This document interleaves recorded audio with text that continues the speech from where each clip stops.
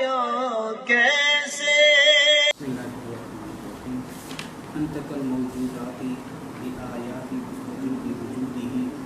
بس بسم اللہ الرحمن الرحیم.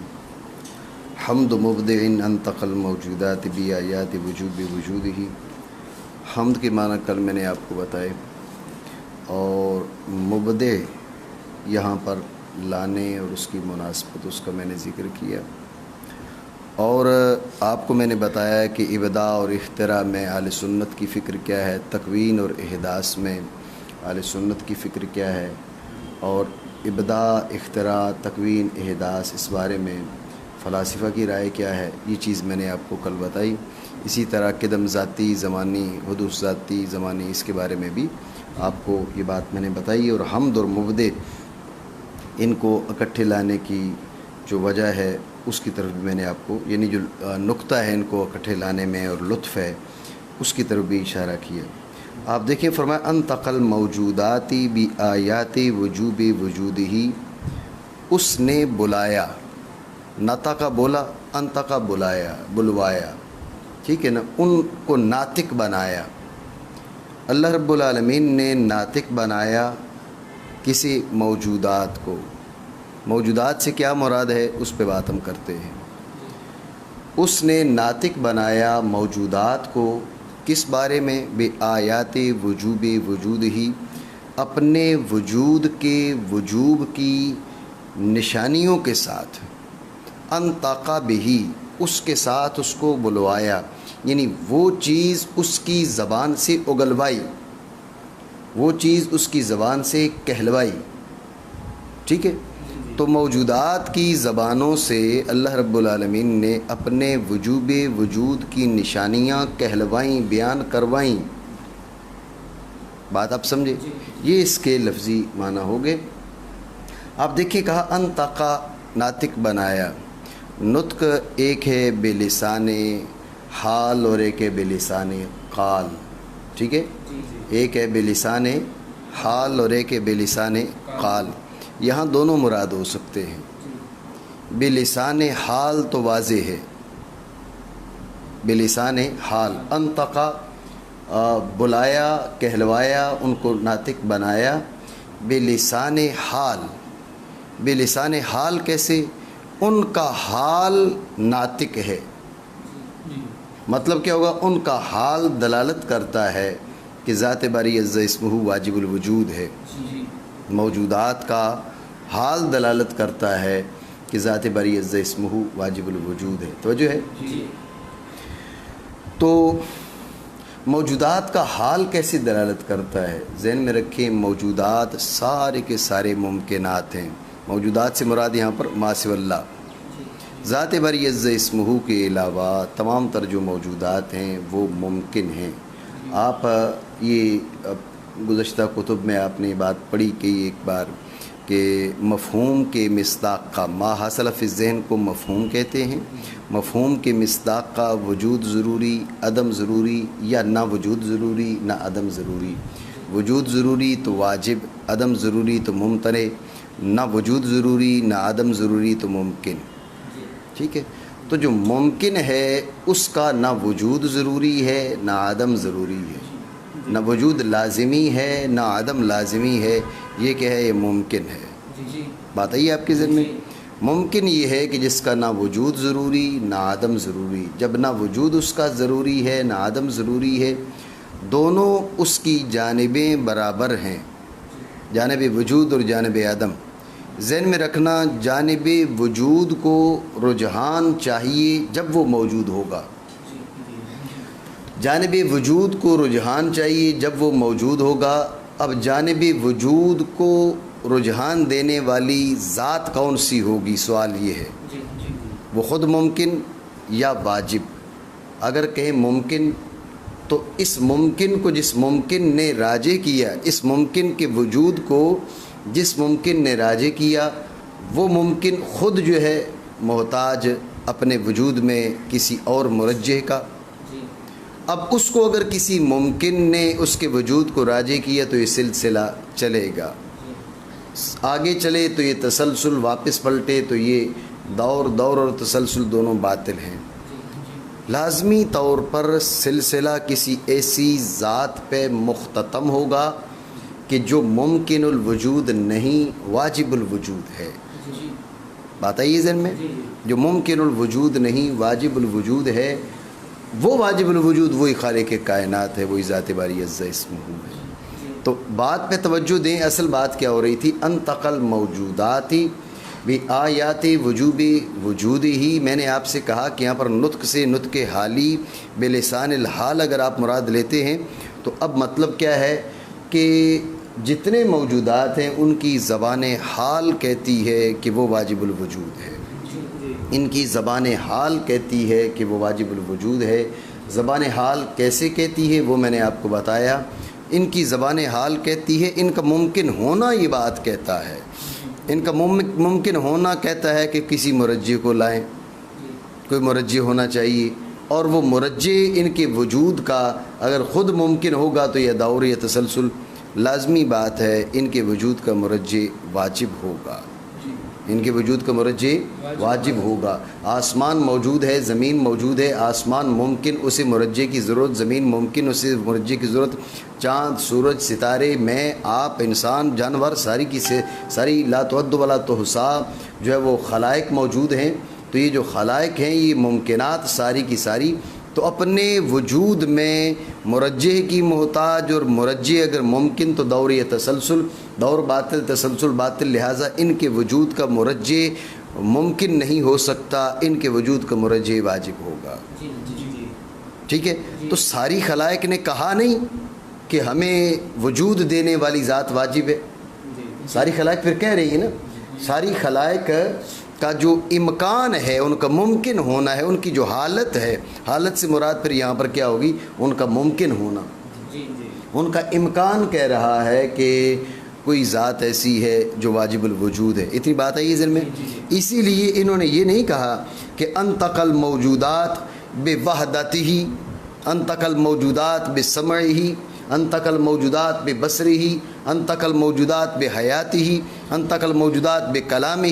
یہ نہیں کہا، بلکہ کیا کہا؟ انتقل موجودات بآیات وجوب وجودہ، بآیات وجوب وجودہ. یہ بات اپنی جگہ پر ہے، ذہن میں رکھیں. یہ موجودات جیسے اس کریم کے وجوب وجود پر دال ہیں، توجہ ہے؟ یہ موجودات جیسے اس کے وجوب وجود پر دال ہیں، اسی طرح حیات پر دال ہیں، قدرت پر دال ہیں، ارادہ پر دال ہیں، سمع پر دال ہیں، بصر پر دال ہیں. ان پر دال ہیں، یہ نہیں کہ نہیں ہیں.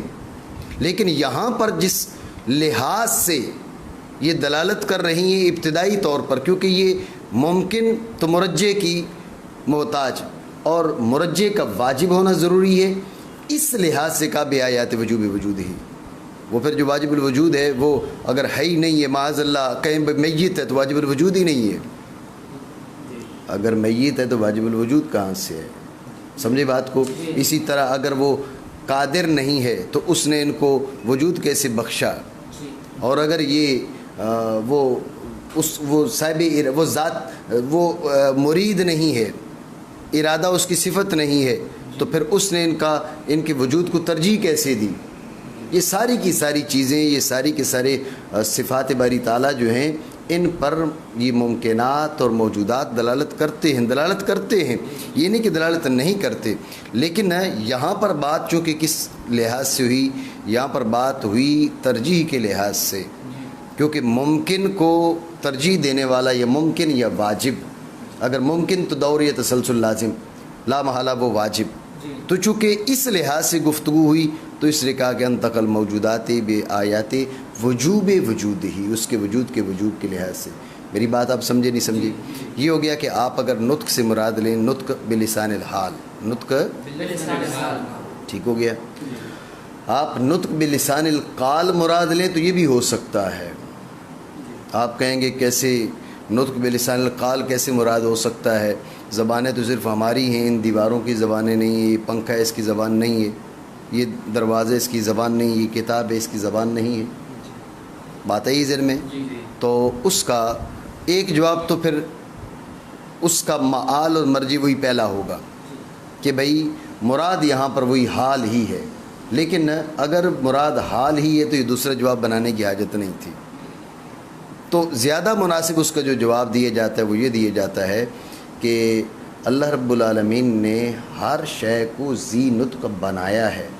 انطقنا اللہ الذی انطق کل شیء، انطقنا اللہ الذی انطق کل شیء وَإِن مِّن شَيْءٍ إِلَّا يُسَبِّحُ بِحَمْدِهِ وَلَكِن لَّا تَفْقَهُونَ تَسْبِيحَهُمْ.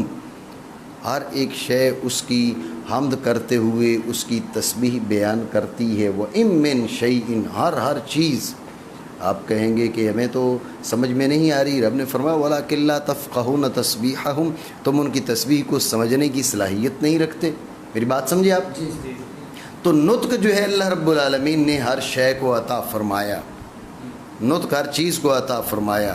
یہ بات اپنی جگہ پر ہے کہ ہم اس کے نطق کو نہ سمجھ سکیں تو اور بات ہے.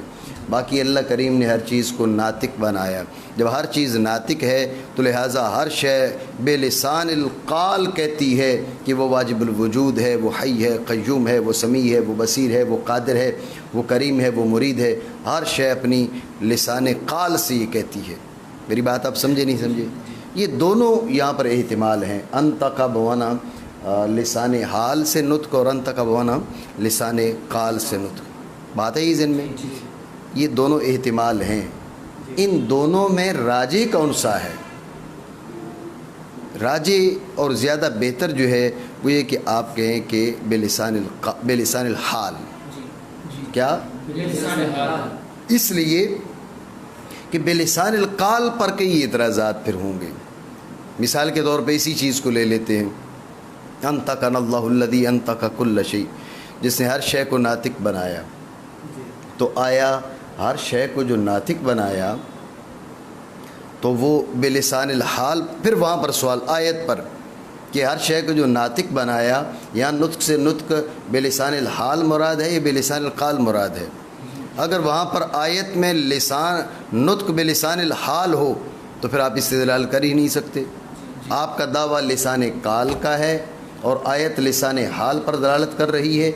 تو جب دعویٰ لسان قال کا، آیت کی دلالت لسان حال پر، تو آپ استدلال نہیں کر سکتے. اور اگر آپ کہیں کہ وہاں پر مراد لسان قال ہے آیت میں، تو اس پہ وہاں پر کوئی قرینہ نہیں ہے، کوئی اس پہ دلیل نہیں ہے کہ وہاں پر لسان سے مراد لسان قال ہی ہے اور لسان حال نہیں ہو سکتی. میری بات آپ سمجھ رہے ہیں؟ کہنے کا مقصد یہ ہے کہ یہ احتمالات اور یہ ساری کی ساری گفتگو آپ کی اس دلیل میں جاری ہوگی اور اس پر اعتراض ہوگا کہ آپ لسان قال کہہ رہے ہیں، جس آیت سے استدلال کر رہے ہیں. ممکن ہے کہ وہاں پر اس آیت میں لسان قال مراد نہ ہو، وہاں پر بھی لسان حال مراد ہو. تو اس لیے ان اعتراضات سے بچنے کے لیے یہ بہتر یہ ہے کہ یہاں پر احتمال میں نے آپ کو دونوں بتائے ہیں، لیکن زیادہ بہتر یہ ہے کہ انطقا سے مراد لسان حال، انطقا بلسان حالہن یا حالہم، ان کے لسان حال سے ان کو ناطق بنایا تمام تر موجودات کو. بات آئی آپ کے ذہن میں؟ ٹھیک ہو گیا. ایک اور احتمال ہے انطقا میں. وہ کیا احتمال ہے؟ وہ یہ ہے کہ نطق سے نطق اصطلاحی مراد ہو. نطق سے کیا مراد ہو؟ نطق اصطلاحی. نطق اصطلاحی کیا ہے؟ نطق اصطلاحی جو مناطقہ کی اصطلاح ہے وہ یہ ہے کہ ادراک الکلیات والجزیات. ٹھیک ہے نا؟ جیسے شاید صغرا وغیرہ اس طرح کسی کتاب میں، ابتدائی کتابوں میں ناطق کے معنی دریا بندہ معقولات. ناطق کے معنی کیا ہے؟ دریا بندہ معقولات، معقولات کو جاننے والا. بات ہے یہ ذہن میں؟ تو یہاں پر نطق کے معنی کیا ہیں؟ ادراک الکلیات، ادراک الجزیات، ادراک الکلیات والجزیات. اب معنی کیا ہوں گے؟ معنی یہ ہوں گے موجودات کو اپنے وجوب وجود کی آیات اور دلالات سمجھا دیں. کیا کی؟ سمجھا دیں. نطق کے معنی ہو گئے نا وہی ادراک الکلیات والجزیات، نطق کے معنی. تو انطقا اس نے مطلب نطق ہو گیا، ناطق ہو گیا سمجھنے والا، مدرک.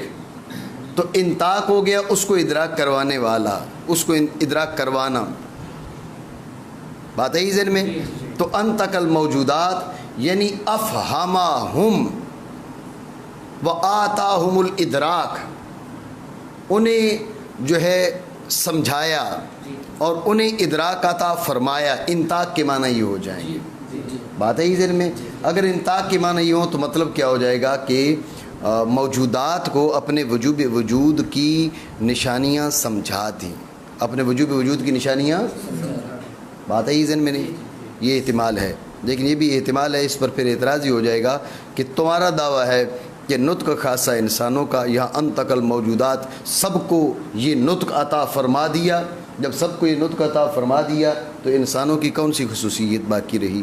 انسان کا خاصہ تم نے نطق بنایا تھا، فصل، خاصہ نہیں، فصل ہے انسانوں کی، جب انسانوں کی فصل بنائی تھی تو ماں بالامتیاز تو نہ رہا۔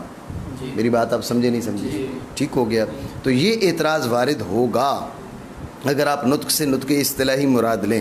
تو اس لیے حاصل گفتگو کیا ہے؟ جہاں جو میں نے انطقہ پر گفتگو کی ہے، انطقہ سے نطق لغوی مراد لیں، نطق اصطلاحی مراد لیں۔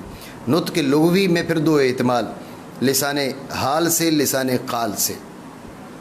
تو حاصل گفتگو یہ ہے کہ نطق بمانا نطق لغوی، اور اس میں بھی نطق جو لسان حال یہ راجح ہے۔ نطق سے معنی نطق لغوی اور لسان قال یہ راجح نہیں ہے، نطق سے نطق اصطلاحی یہ بھی راجح نہیں ہے۔ تین احتمال کل یہاں بیان کیے۔ راجح یہ ہے کہ یہاں پر نطق سے نطق لغوی مراد ہو اور لسان حال سے نطق، انطقہم یعنی انہیں لسان حال سے بلوایا، لسان حال سے کہلوایا۔ میری بات اب سمجھے نہیں عرفان؟ ٹھیک ہو گیا جی؟ یہ گفتگو ہوگی ہماری انطقہ پر۔ اس کے بعد ہے الموجودات، توجہ ہے نہیں ہے جی؟ ذہن میں رکھیں کہ موجودات جواہر اور آراز میں منحصر ہیں یا نہیں ہیں؟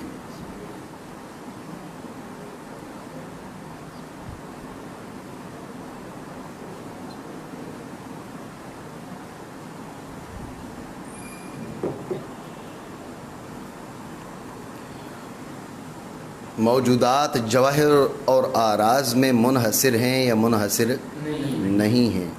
ذہن میں رکھیے گا اس میں اختلاف ہے۔ ایک رائے یہ ہے کہ وجود اور عدم کے بیچ واسطہ نہیں ہے، دوسری رائے یہ کہ وجود اور عدم کے بیچ واسطہ ہے۔ جو کہتے ہیں کہ وجود اور عدم کے بیچ واسطہ نہیں ہے، ان کے نزدیک موجودات کی دو قسمیں ہو گئیں جواہر اور آراز۔ کتنی قسمیں؟ یعنی مطلق موجودات نہیں، ذات بری عز اسمہ کا یہاں پر ارادہ نہیں کیا جا رہا، بلکہ خلائق مراد ہوں۔ یعنی خلائق کے موجودہ کی دو قسمیں جواہر اور آراز۔ خلائق موجودہ کی کتنی قسمیں؟ کون کون سے؟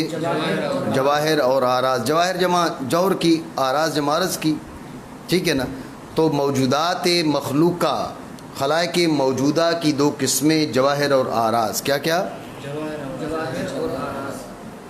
ذہن میں رکھیے گا ایک رائے یہ ہے کہ متقرر فی نفس ہی، متقرر بے نفس ہی، کبھی جوہر ہوتا ہے، کبھی عرض ہوتا ہے اور کبھی حال ہوتا ہے، ٹھیک ہے؟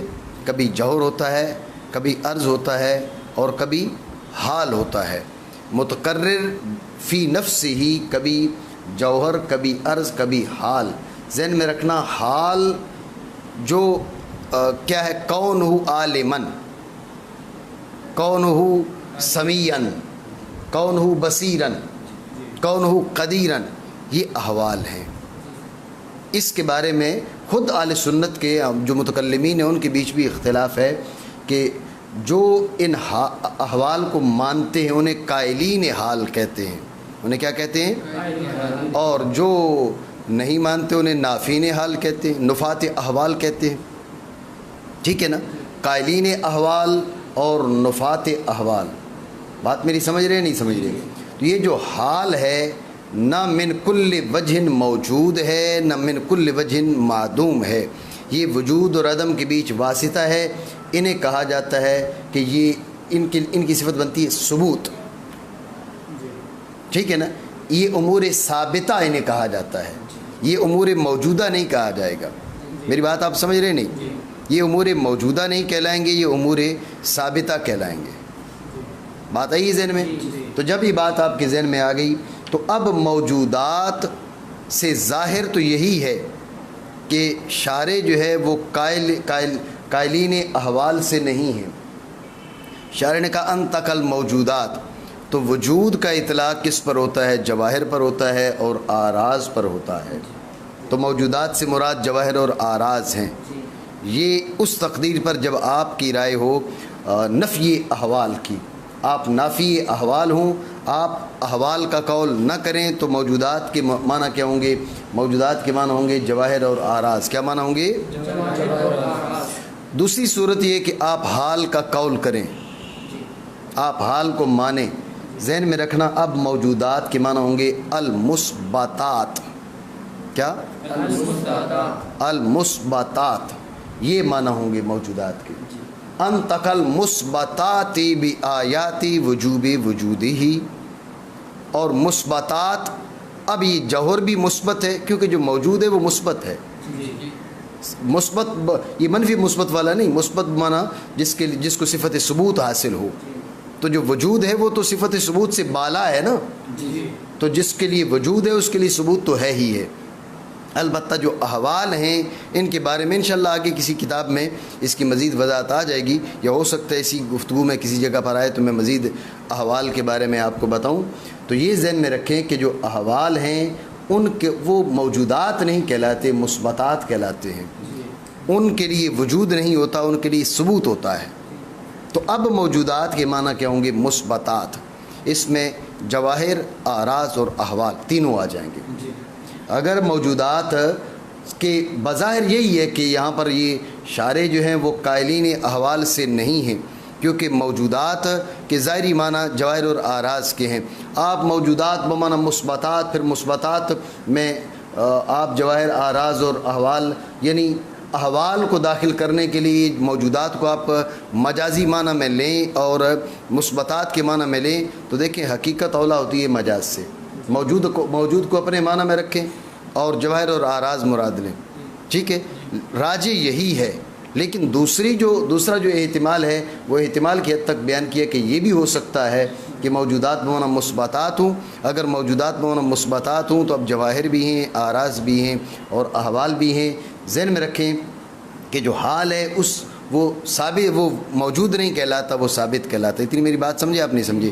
خلاصے گفتگو پھر سمجھ لیں کہ اس بات میں اختلاف ہے کہ وجود اور عدم کے بیچ واسطہ ہے یا واسطہ نہیں ہے. ایک رائے یہ کہ وجود اور عدم کے بیچ واسطہ نہیں ہے. دوسری رائے یہ کہ وجود اور عدم کے بیچ واسطہ ہے جسے ثبوت کا نام دیا جاتا ہے, اور وہ یعنی موجود اور معدوم کے بیچ ایک اور امر ہے جسے حال کا نام دیا جاتا ہے. حال من کل وجہ موجود بھی نہیں ہے اور من کل وجہ معدوم بھی نہیں ہے, اس کے لیے ثبوت کا اطلاق کیا جاتا ہے, اسے ثابت قرار دیا جاتا ہے. بات آئی ہے ذہن میں؟ یہاں پر علماء کے اہل علم کے دو گروہ ہیں, بعض قائلین احوال ہیں, بعض نافین احوال ہیں. تو یہاں پر اگر آپ احوال کا انکار کریں تو موجودات کی, خلائق موجودہ کی دو قسمیں, ایک جواہر اور دوسری آراز. اور اگر آپ احوال کا قول کریں, آپ قائلین احوال سے ہوں, تو پھر جو خلائق ہیں ان کی تین قسمیں, جواہر, آراز اور احوال. جواہر, آراز اور احوال. تو اب اگر آپ نافین احوال سے ہیں تو اب موجودات اپنے ظاہری معنی پر ہے. اس کے معنی ہوں گے جواہر اور آراز. انتقل جواہر والآراز بآیات وجوب وجودہ. ٹھیک ہو گیا؟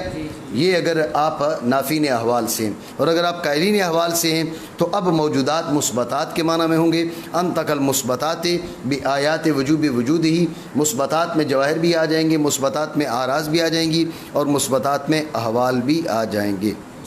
لیکن میں نے آپ کو بتایا کہ موجودات کو اپنے ظاہری معنی میں رکھیں, یہ زیادہ بہتر ہے, کیونکہ موجودات کو ظاہری معنی میں رکھنا حقیقت ہے اور مثبتات کے معنی میں کرنا مجاز ہے.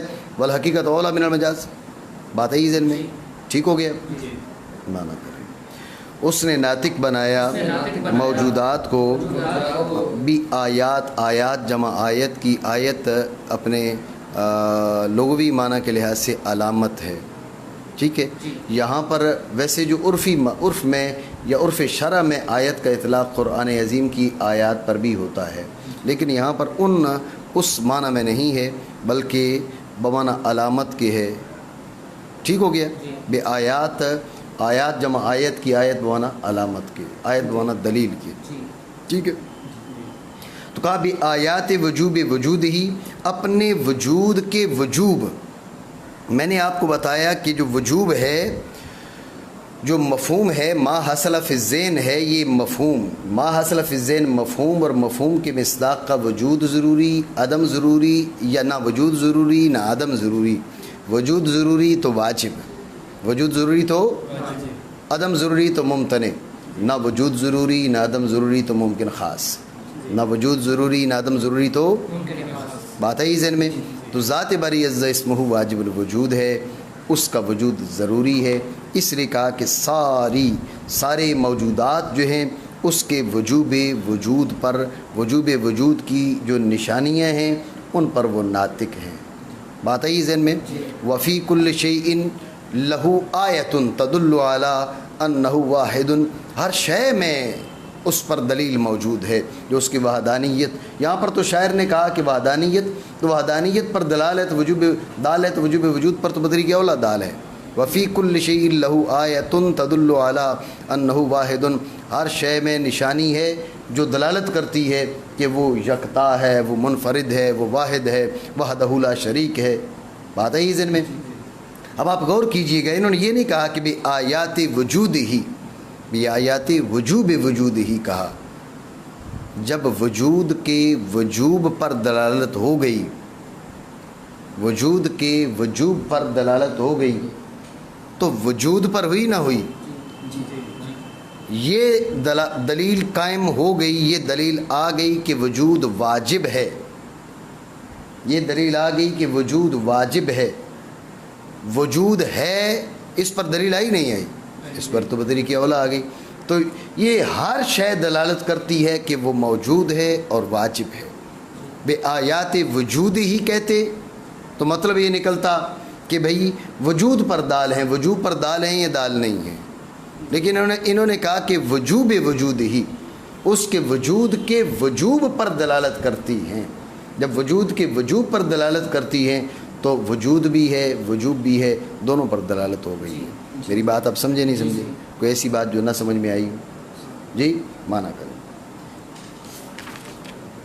بے شک ان موتیوں میں سے زیبا تر جنہیں پرویا جاتا ہے بیان کے پوروں سے، مبدے کی حمد ہے وہ مبدے جس نے موجودات کو ناطق بنایا اپنے وجود کے وجوب کی دلیلوں کے ساتھ یا علامتوں کے ساتھ. ٹھیک ہے. وشکر منعم انشاءاللہ اگلے سبق. ٹھیک ہو گیا.